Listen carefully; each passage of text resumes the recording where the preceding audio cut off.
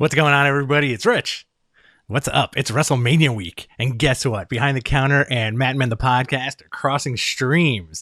I decided to do a very special interview with artist, writer, comic book talent extraordinaire, Daniel Warren Johnson. Daniel Warren Johnson has risen into the ranks of comic book stardom from his creator-owned books, Extremity, Murder Falcon, onto DC with Wonder Woman Dead Earth, and now onto Marvel Comics with Beta Ray Bill.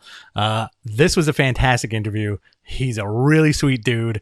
And guess what? We talk wrestling, we talk comics, we talk wrestling, we talk comics, and we talk more wrestling. This is a lot of fun, guys. I hope you dig it. Check it out. All right, guys, welcome to the show, Daniel Warren Johnson. How are you, man? I'm doing good. It's great to be here. I don't think I've ever been on like a wrestling podcast before. It's always been comics podcasts. I'm really excited. Me too, man. This is like, we're doing like the crossover between like my Behind the Counter podcast and my Matt Men pro wrestling podcast, because it's WrestleMania week and both of us are we did not plan this, but we're both wearing Jushin Thunder Liger shirts. And I know you're a big Liger guy, right? I am a huge Liger guy. Yeah, I mean, his look has been like seared onto my brain. I did a fan comic about it. So yeah. That's pretty excellent, man. And like also the cover of your sketchbook from the 2020 Inktober. It was Inktober 2019 put into sketchbook form for 2020, right?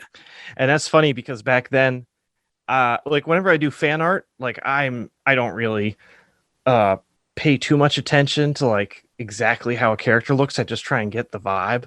Mm-hmm. And that like painting of Liger is definitely more of a vibe now that I look back on it and like actually like compare it to his actual costume. It doesn't really look that much like it, but I got the energy, I think. So oh, absolutely. I think especially like Liger has been through so many transformations over the last like who knows how many years, since like the 90s, you know. Yep. Like yeah, you nailed it. It's all good. Dude, I was noticing on your podcast on the video version, you've got a Liger figure in the background. That's from Storm Collectibles, right? Yes, sir. One of my favorite figures.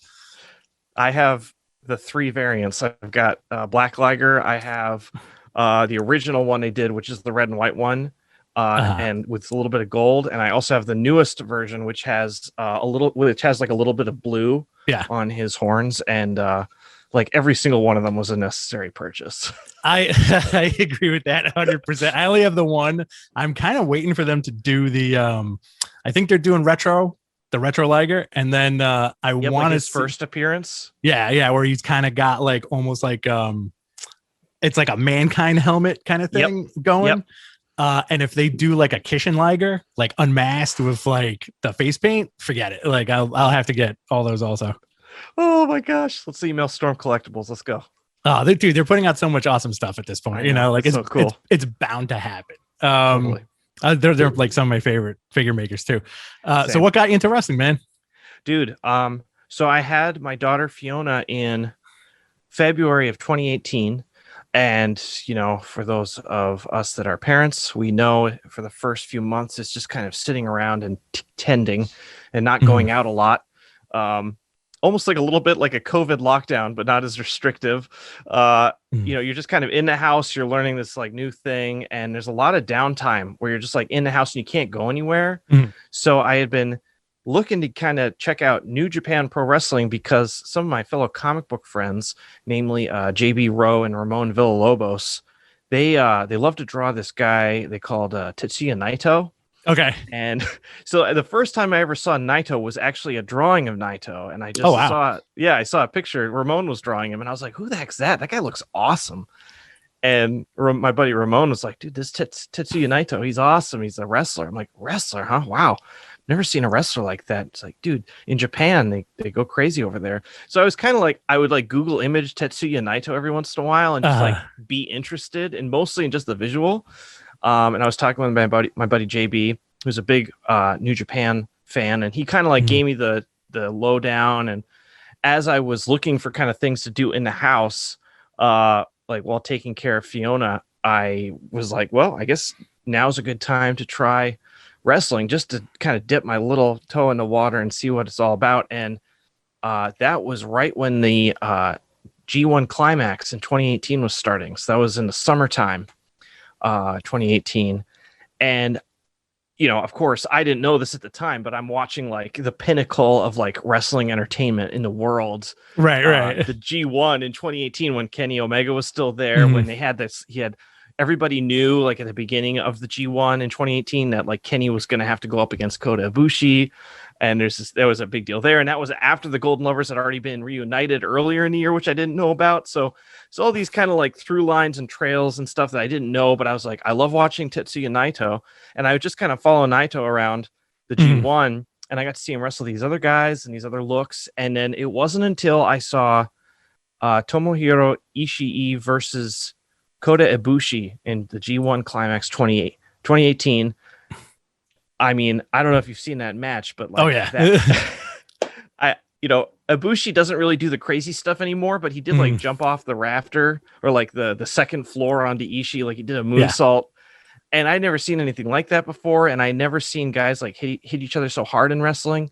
I'd never really watched wrestling ever before in my life, and so for that to be the exposure, like it was that match that did me in, and I just kind of became a fan from there. So it wasn't even like a Naito match that really got me to dive in. It was actually Ibushi and Ishii. So thanks, guys. That was the match. That's like it's still my favorite match of all time. It's the match that still inspires me to this day. So that's awesome. Like, so I was hooked. Yeah.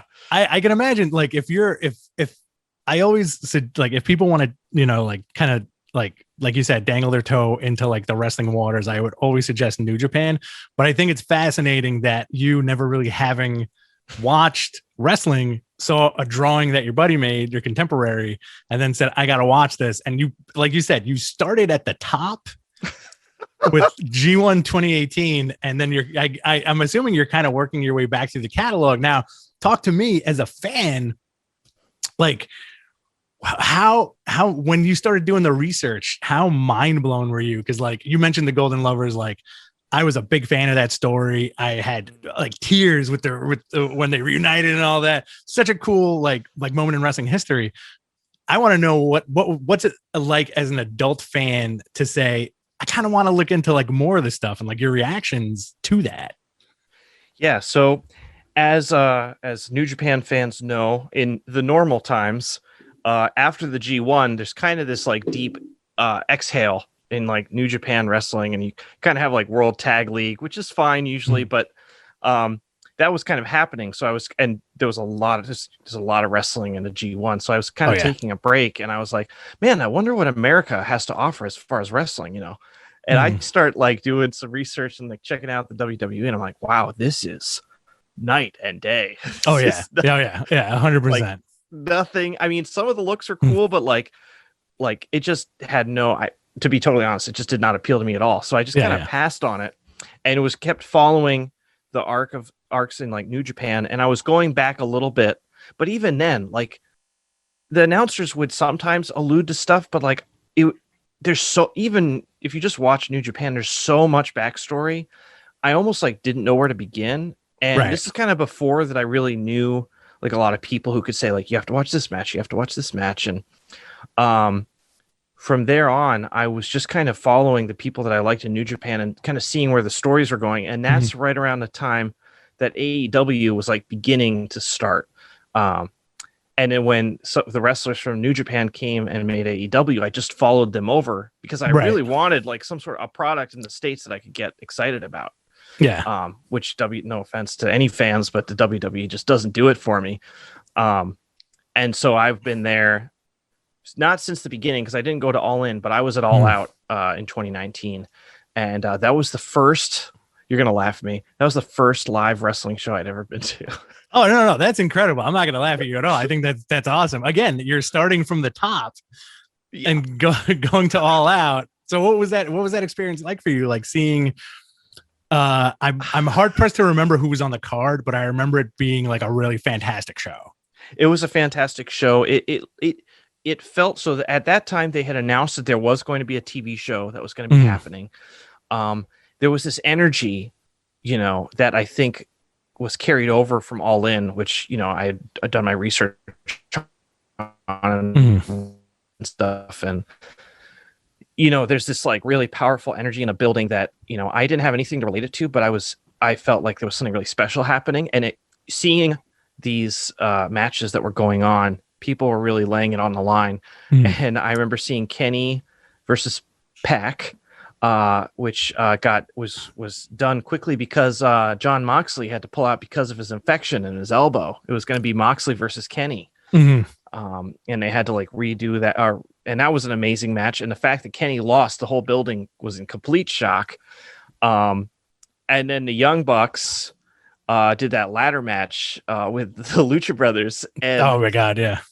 I didn't know that like I was watching basically the best ladder match in the history of pro wrestling. Yeah, you picked a great time to become a wrestling fan, by the way. I did. And you know what it kind of reminds me of? Like the kind of whole birthing of AEW and like whatever you want to call it, revolution, whatever. It kind of reminds me of like the birth of Image Comics back in like the early 90s. That's a great juxtaposition. Yeah, it's just like so. I know there's a lot of differences and stuff, but like just the energy of like feeling like there's something new, there's something exciting happening, and it's shaking the foundation of the status quo that we've just gotten used to in the States. So, yeah, man, it was a special time. It was so cool. And actually, one of the guys that I work with at Skybound, I was just like, by the time I was able to like really invest in it, I wasn't able to get a ticket. So I messaged him, who I knew he was going. This is Sean Kirkham over at Skybound Entertainment. And I was like, yo, Sean, any chance you have a spare ticket? He's like, let me see what I can do. And he hooked me up with a guy who traveled all the way from California, who owns a comic book shop in Southern California, who got me who gave me one of his tickets. So it was like friends hooking me up. I was with friends. The energy was great. I got to see some of my favorite wrestlers ever and see some of the best matches I've ever seen. I mean, life-changing. Honestly, that's just what it is. I don't want to sound too like it's just huge. It's a huge thing for me to see. No, not at all. Like I agree with you 100%. A couple of years ago, me and my buddy, like arguably, I want to say like from my experience, like that was life-changing was my buddy got really good tickets for that New Japan Ring of Honor split show at Madison Square Garden. Yeah. Was that where Ibushi and Naito went at it? Yes. Yeah. And Okada won the title back from Jay White. Oh, yeah. Yeah. So like, and also we got to see Muta and Liger in the ring together. Like Muta came out, like Muta was the surprise of the night. And I was sitting there and like me and my buddy were just like, yo, this is kind of the best right now. Like I never want this to end, you know? So I agree with you. Like when you say like, oh, this is like a life-changing event, I'm there with you, brother. Like, and plus like where I live, we take the train that drops you off right underneath Madison Square Garden. So it's like, it's the most convenient thing in the world too, you know? It's really dope. It's funny that you mentioned the Image Comics AEW thing. I think that's such an interesting take on this stuff. In your head, do you ever play like who's the Todd McFarlane of AEW? Like Kenny's Todd. Well, you know, like you get to know. I know a few of the Image founders, and you get to kind of know their attitudes and like their vibe. And I don't know anything about the Young Bucks or Kenny or anybody, and I kind of like it that way. So I have no idea. That's hysterical. I think. But, go ahead. I mean, I think I just kind of like to approach it just from a fan perspective, and just like the less I know about the wrestlers, the better. You know what? I think that's a good, like, again, you're like a relatively new wrestling fan, you know, like you're a huge wrestling fan. That is the best attitude to have. Like pretty much like the least you know about the guys you watch on TV, probably the better. I feel like that's like an old school mentality. Also, like not even don't meet your heroes. It's almost like don't meet the wrestlers, you know? Yeah. I've learned the don't meet your heroes lesson the hard way in comics. So I just have no desire to repeat it with wrestlers. Oh, that's a conversation for something else, man. I also do feel like there should be more of a crossover between wrestling fans and comic book fans, you know? And I'm always surprised that not that there isn't, but I'm always surprised that it's not more like powerful, you know? I don't know. I when I did the WrestleTober, which is like for October in 2019, I just did a sketch of a wrestler for every day of October. And I had quite a few of my comic book fans like reach out and be like, I didn't know you were into wrestling. This is so awesome. And it's hard for me to tell just through like comments on social media how big the pool is of how many people are in both kind of sections, but it seems like there's some energy there. Yeah. And it's actually kind of gotten me inspired to maybe do a pro wrestling comic at some point. That would be cool. Like, what would it be like an original story, or would you kind of want to get on the phone with Tetsuya Naito and be like, hey, listen, but I got a pitch for you? You know, it's funny. So my buddy that I mentioned, Sean Kirkham over at Skybound, we actually got together and we like had an informal pitch that we were trying to pitch to AEW to do their comic books.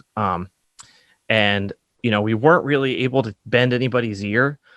We couldn't really convince anybody that we were serious, so we couldn't get in a room with anybody who actually had like deciding power. You know, also they're a brand new company, and comic books, of course, not exactly high on the list of priorities.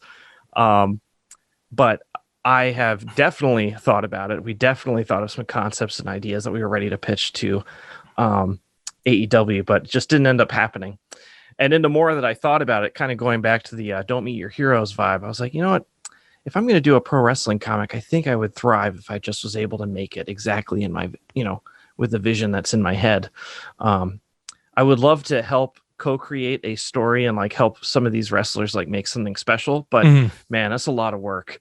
And a lot, more collaboration is more work, which can be really rewarding. But man, I've got some great ideas up here that I think I can execute very well. That's awesome. And plus, like, I think you as an artist writer have such a unique like career, at least from my opinion, like where, your style is so dynamic and fluid. I feel like there's, correct me if I'm wrong, a lot of anime influence. Yes, definitely. And like it really comes across the page. It's very, very awesome. Like powerful stuff.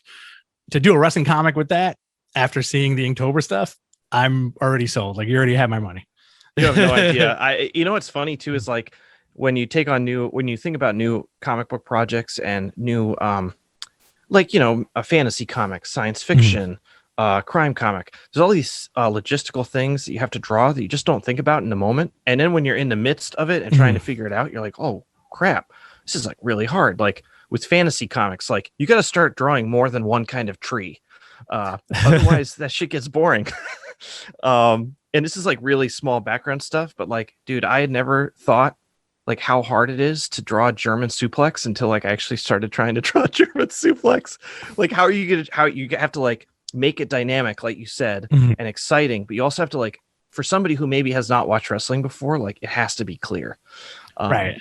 So you're trying to marry those two things where it's like very clear storytelling while also like making it dynamic where you're like, oh, that feel like it really hurt. Yeah. So yeah. I did. Well, I'll bring up another one of the pieces from that sketchbook. I think it's the Kenny Omega over the top rope tope. Oh yeah, which I feel like you nailed that so perfectly, man. Thank you. Like you can feel like the vibe and the rhythm and the jump, but also as a fan, seeing that's like one of my favorite moves in his arsenal. I think I was inspired by that because I was going back in the archive of New Japan's, many matches, and I had never seen the Kenny Omega Okada Wrestle Kingdom, the first time they met at Wrestle Kingdom, that main event, where he does that tope and he just looks like he's flying in the air. It's just like, it's insane the air time he gets, and also the fact that the Wrestle Kingdom like ring is on a riser. He just has a long way to go, and it's like larger than life. And if anything can be larger than life easily, it's comic books and like illustrations. So that it's man, that was fun. I love that. Really cool. That's awesome. Yeah, it's like when he goes over the top rope, time stand still for like a little bit. So cool. It's so ridiculous, dude. It's so rad. And like you also have like a lighthearted approach to your wrestling fandom. Clearly, like you can't be negative at all. I feel like it just doesn't work. I mean, part of it is like it's still pretty new and fresh to me, and as you go through life and you take things in and you have these like phases where you might be into one thing or another. And especially when, working in professional comics and like the entertainment arts, like I'm taking in so much stuff because that's just what I have to do to like make stuff. Not to say that I don't still love science fiction, but like, you're you find yourself like gravitating towards other forms of media, and you're trying to find new things that are going to inspire you and help you with maybe telling you stories. And wrestling has definitely been one of those things where I felt like it's really kind of inspired me creatively in a way that, maybe genre fiction has. I still love genre fiction, but you know what I'm saying? It's just something new. It's like a new flavor. No, absolutely. Yeah. Where it's like even I think what you're trying to say is like even the old stuff is tried and true, but it kind of gets to a point where it just kind of, no matter how good it is, it will mush together. And if you think about it, like, how do I say this? Like, I know that I'm a talented guy. I could kill this, like a pro wrestling comic. Like, absolutely, I could sell this. Like, I could make this work. I know my own abilities, and I'm very confident in what I'm going to make. Yeah, I think so too, man. So I messaged you, I think last week, a couple weeks ago, about the new design for the IWGP title, and you responded, "I want to like it." Look, I'm out here. I am rooting for New Japan. I wish them the best, but holy crap, that belt. I want to have a good attitude, but I can't have a good attitude about this one. I cannot let this one stand. I mean, I can't. I was rooting really hard for Naito to win that Intercontinental belt back. Okay. While everybody was kind of complaining about the booking, I was kind of like, I kind of like that Naito knows that he's kind of a silver medal guy. And he's kind of fighting for that second spot in a way that like he's almost accepting who he is. Like he's always going to be the underdog. And instead of trying to shoot for the stars, he's almost like coming into his own, and like his own arc would be almost like completed with like establishing that reign with the Intercontinental title. So when he lost, I was friggin' crushed. I was so sad. And then they unveiled this belt, and it just added insult to injury. It's like, who's going to go after that belt? I want everybody to go up to that belt, just throw it on the ground and be like, just leave this here. You can wrestle me, and then you can take it out of this dirt. Oh my God. Kind of what Naito used to do when he had the IC belt. He would just toss it into the ring and break it. Exactly. Now, so I kind of want to ask you this too, because my thought, like when I saw that belt initially, and I've mentioned this on Matt Men before, I wasn't a fan. Okay. I was like, I don't like the way Ibushi looks with this belt. It's weird, and that's just like it looks like a vector drawing that's not done. Yes, totally. But when Ospreay won the belt, and you see the promo pictures with him and that new belt, I'm like, aesthetically, this belt looks so much better on him than it does on Ibushi, and I don't know if it's a work rate thing or I'm just trying to lie to myself to see what the deal is. It's also bigger than I thought it was, Yeah. I think part of it is like, as a visual guy and as an artist, I'm attracted to good design, and that IWGP heavyweight title, I mean, it doesn't get any better than that. It really doesn't. Yeah. Whenever I see this new title, I'm just going to think about how much I miss the old one. And for as old school and like resistant to change New Japan is, I wish that this had stayed there. I want them to grow in other ways, and I wanted this to stay the same. So maybe it'll keep growing on me. I mean, you still have my $9.99 a month Japan, but right. Oh, man. Oh boy, that belt. Woo! I'm still kind of waiting for it to be a work. Like I want Naito to like win it and just take a jackhammer to it. It's like, give me back my IC belt. You never know, man. They may go the route of WWE in the 90s with like a gimmick belt. Like because I think they're trying to buff the stats on the belt, where like the old lineage is gone. Kota Ibushi is the first champ of this lineage, which is great because when you're the first, nobody can take that away from you. And then having Ospreay feud with Shingo, and then Okada at some point. And I really do think that belt is going to end up with Moxley at some point. Really? Yeah. I feel like at some point within the next, like, not 2 years, but within like 18 months, I think Mox is going to be the IWGP champ. Wow. Okay. Right? Mind blowing. Yeah, dude, I didn't even think about that. I think probably because it's hard for me to, like, because of the pandemic, I haven't really seen foreign talent except for like kind of summer and late last year in like junior tag league. I saw some stuff, but or best of super juniors, but like I haven't really seen any foreign talent in Japan in a long time. So like that is so outside of my radar, Yeah. But I will say when Kenta showed up on Dynamite, I absolutely lost my shit. I lost Oh, my forget shit, it. man. Yeah, my wife was very upset because I was yelling at the TV for like 2 weeks straight. Just like I was like, oh, he's gonna go to sleep. Everybody, look at him go. It's hard. It's hard. Not like I'm gonna be 40 this year. It's still hard for me not to have that like exuberance when I see something I like in wrestling. You know, I have two guys that come over every Wednesday and we watch AEW. that's awesome. And I kind of one is like a lapsed WWE fan who is now kind of getting it back into wrestling through AEW, and my other friend has never watched any wrestling in his life, and he just likes how much I'm into it, and I've gotten him hooked on it. So we watch it together, and we saw that happen. And of course, they don't necessarily know the Bullet Club history. They don't necessarily know who Kenta is, so he shows up on screen and I'm almost in tears. Like, I cannot believe it. The forbidden door is gone. It's been broken open. And they're like, what? And they're just basically like looking at me like a specimen in a lab. Like, who is this man? Yeah. But then that makes it that much more like celebratory when we've been watching the arc of AEW and then seeing like that friggin' Britt Baker Thunder Rosa match, which was insane. God. Yeah, dude, that was fun. What? How did you feel about that? What was your reaction to that whole thing, man? I mean, I had always had the opinion that like AEW's women's roster was awesome, and if anything, just like hampered by pandemic and like losing a lot of talent to going back to Japan or wherever, and also injury, because I'm a huge Chris Statlander fan. So man, I've just been waiting for them to just kind of come into their own, because it's there, and man, I feel like it's there. I mean, like, yeah, I'm really, really, really excited about the women's roster, and it feels like with that match, like you put on a match like that, and every single other wrestler, like, I can only equate this to comics, right? You see somebody come out with a bomb ass comic like that, calling everybody at a table, be like, listen up.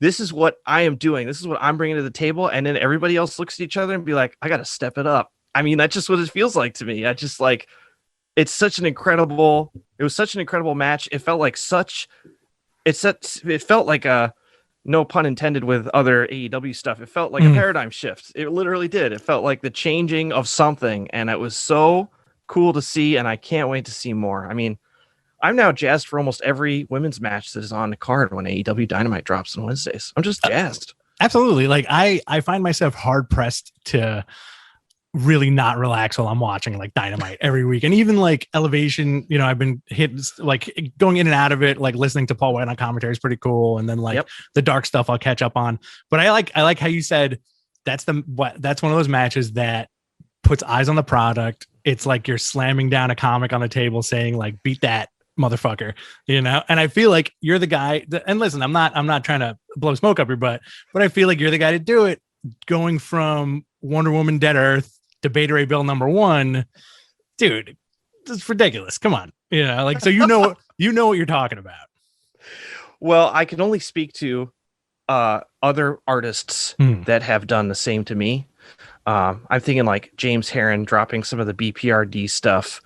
Like when I was still teaching, before like I even had comics, I'm thinking of seeing some of the ways that like Wes Craig tells like action storytelling in Deadly Class.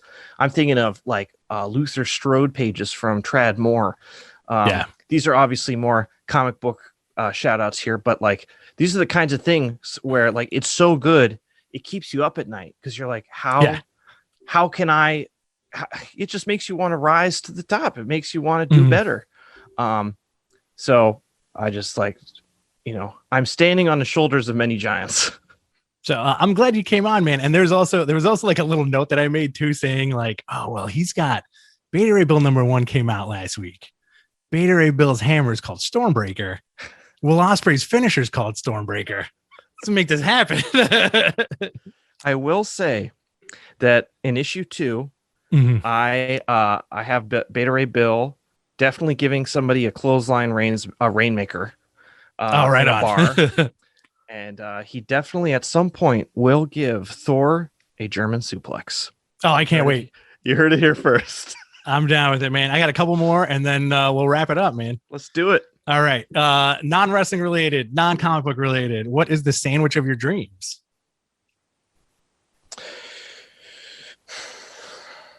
Okay. Have you ever been to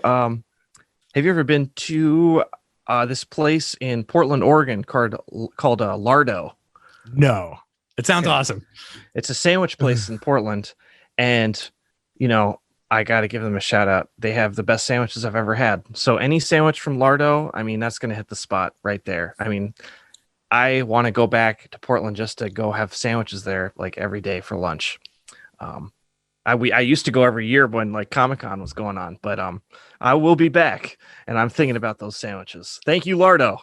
Oh, forget it, man. That sounds awesome. Yeah, when the world opens up, like I think people are just gonna go to like their favorite food spots first, you know, and especially like during because you do all the cons, so like you probably sample like all the goods from all the different cities. Oh, I do. And I know enough people in the industry now that I can like go to someone that I know lives in a town that I'm visiting and be like, tell me where to go. So there's like, I basically have like my sandwich spots for a lot of different cities now. That's awesome, dude. All right, man. So, like, thank you again for coming on. Where could everybody find you? Where could everybody pick up your art, your commissions? What do you got coming out? All that beautiful stuff that we're gonna plug. Yeah. So, the newest thing that just dropped is Beta Ray Bill issue 1. It's coming out of the pages of the King in Black storyline and Thor, and in Venom and Spider-Man with Donny Cates at the helm of that. But you don't need to read any of those stories to enjoy Beta Ray Bill #1. I made sure of that. It's really fun, galactic kind of sci-fi vibes, but in the Marvel universe. I'm really happy with how issue 1 came out, and I think you will too. You can get that at any comic book store you go into right now. For all other stuff, commissions, and so on, you can find me on social media at Daniel Warren Art, or just Google my name and you will find me. I don't know. It's pretty chill, just having a good time, drawing a lot, and getting some work done. And happy to be on a podcast like this. Thanks, dude. I really appreciate it, man. Man, that was a lot of fun.